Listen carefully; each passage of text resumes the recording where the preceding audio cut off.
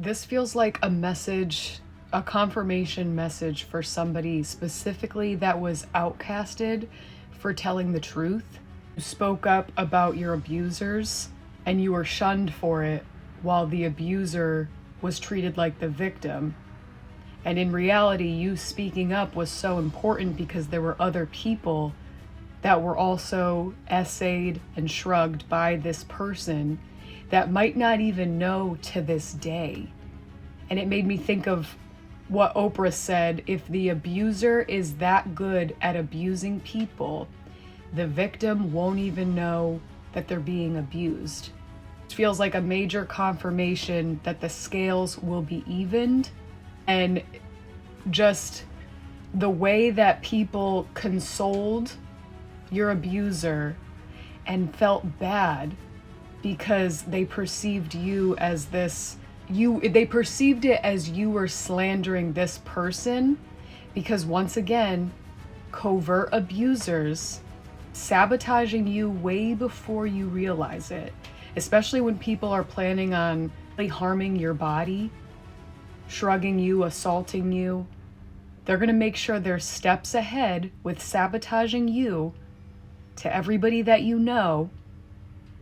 At the slight risk that you catch on and speak up for yourself, people are already going to have a completely different narrative, a completely different idea of why you're speaking out. And it's like there's just a huge emphasis of these people completely shocked. And it's, you're going to get your helicopter. You're going to get your flowers for saving other people. There's people walking around that don't even know that they were assaulted multiple times by this person. And the people that consoled the abuser are like, they're going to be fucking shocked. And everybody will eat their fucking words about what they said about you when you were just trying to speak up for yourself, save your own life.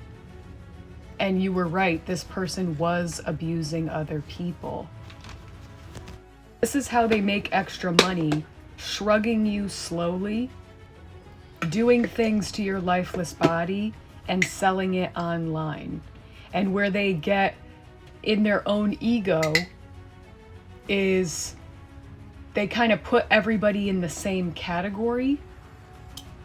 For example, somebody, it could have been their first victim who had more of their own substance abuse problem. So they never caught on. This person that was supposed to love them putting things in their food and drink on top of their substance abuse. They're got used to scapegoating one individual for years. So it's like the demon in them that wants to branch out and do it to other people. Having a new roommate, right? Having somebody else live with them. They think that because they did this to this one person for years, that they can do it to you. And they're automatically assuming that you're doing all these substances that you're not, because that person was. Just when you think about how it's calculated and set up, it's really fucking sick.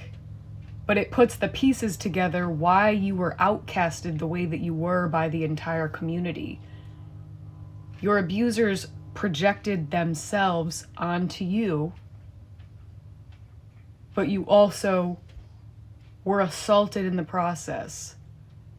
And the people that they're informing their false narratives to are going to be so uncomfortable to hear your side of the story because they simply don't want to imagine your abuser for who they really are. So immediately everything coming out of your mouth is preposterous, right? No. There are so many covert monsters walking around. And I just felt the need to share this because of how you were treated. You don't talk to anybody anymore. People wanted to put you in the hospital. They wanted to put you on medications you didn't even need, so everybody could get a piece of this compensation. so other people don't have to face who's actually been in their life this whole time. It's easier to just shun you.